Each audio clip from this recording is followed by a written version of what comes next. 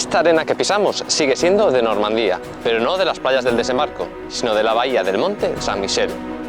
Al igual que el avance aliado hacia el oeste a finales de julio de 1944, llegamos a este impresionante enclave, que cada año recibe más de 3 millones de visitantes. ¿Os apetece conocerlo?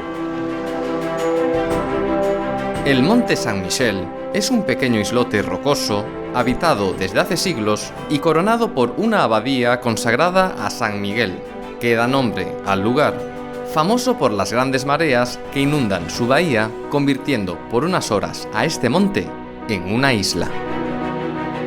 Situado entre las regiones de Bretaña y Normandía, durante la Segunda Guerra Mundial, el Monte Saint-Michel no tuvo para los alemanes ningún interés estratégico, pero sí un gran valor turístico. Y es que durante los 4 años de la ocupación alemana, fueron miles los alemanes que visitaron el lugar, y eso que su guarnición se reducía a un puñado de soldados. Durante la batalla de Normandía, este sector no se vio amenazado hasta que los americanos iniciaron, el 25 de julio, la Operación Cobra. Su objetivo principal era abrir una brecha hacia Bretaña y así enfrentarse al ejército alemán lejos del complicado paisaje normando, compuesto por frondosos setos conocido como el Bocage.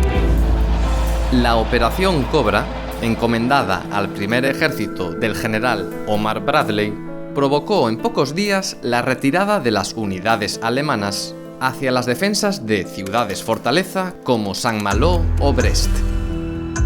El 31 de julio, los soldados americanos llegaron a Avranches, considerada como la entrada a Bretaña, y al día siguiente, el tercer ejército del general George Patton fue activado y tomó el relevo adentrándose rápidamente en Bretaña.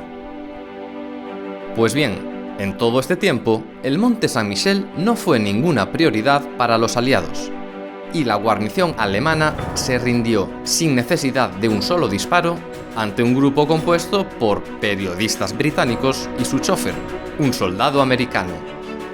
Por lo que parece, esta curiosa liberación no fue documentada gráficamente, pero sí la visita, pocos días después, de otro grupo de periodistas, esta vez americanos. El autor de estas imágenes en color es Jack Lieb, a quien vemos aquí posando junto a la leyenda del fotoperiodismo Robert Capa. Tras semanas cubriendo la batalla, estos reporteros pudieron disfrutar de una jornada turística, al igual que estamos haciendo nosotros hoy, y que nos sirven para constatar que estas estrechas calles no han cambiado mucho en 73 años.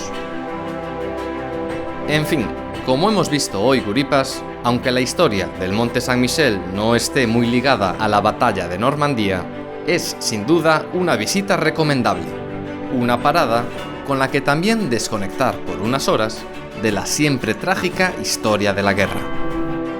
Seguro que no os defraudará, y al igual que le pasó a los periodistas americanos, en el tiempo que llevamos callejeando, la marea ha subido hasta rodear completamente el monte.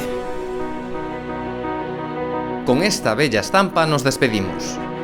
Hasta el próximo capítulo, guripas.